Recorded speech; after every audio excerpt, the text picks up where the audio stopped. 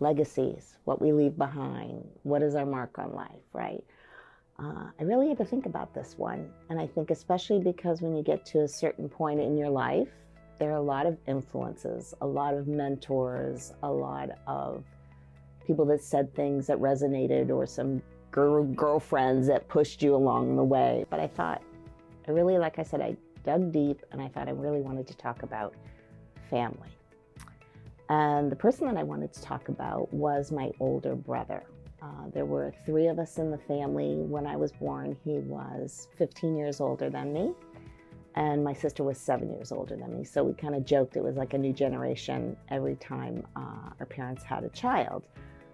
Most times you'd think with a teenager that they really wouldn't want anything to do with their new young baby sister, but actually he was quite the opposite, and they would tell stories how I was always the sidekick, and he took me everywhere. He married his high school sweetheart. They ended up having 3 kids of their own.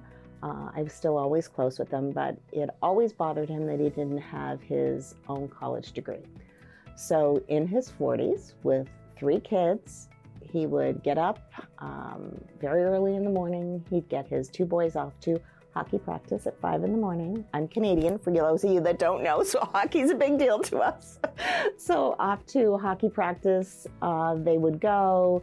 Everybody would go about their rest of their day, work, school. Him and his wife would get everybody settled, and then at night when everybody went to bed, he would continue to work on his college degree. When I graduated high school, I was trying to decide what I was going to do, and of course, as usual, I went to my big brother to get advice. Education was always important to him, so he encouraged me to continue my education. So him and his partner Judy were planning their second half of their life. They were going to move out west to Canada.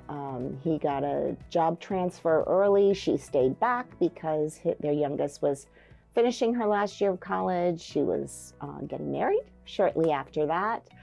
So we were planning a big wedding, and then they were going to move out west. His daughter has her 23rd birthday. In a couple weeks, she's getting married. And unfortunately, my big, strong brother had a massive heart attack and died at the age of 54, a couple weeks before his daughter got married. So we say this guy's heart broke along with the rest of ours as well. And we like to keep his stories alive by telling all the crazy shenanigans and things that he did. So I often get teased about my big, boisterous laugh, Kurt and Cindy. But I like to blame my brother for that. I think, that was part of his legacy as well. Trying to keep things light. We always said providing there was no life-threatened situation, we could always count on my big brother Paul to take a situation, spin it, make it not quite as heavy as it was. Because, I mean, let's face it, life is a grind, because we're all going to experience it. Nobody gets through life without challenges. It's how you handle them and how you recover. And I think that's part of the legacy from my big brother Paul.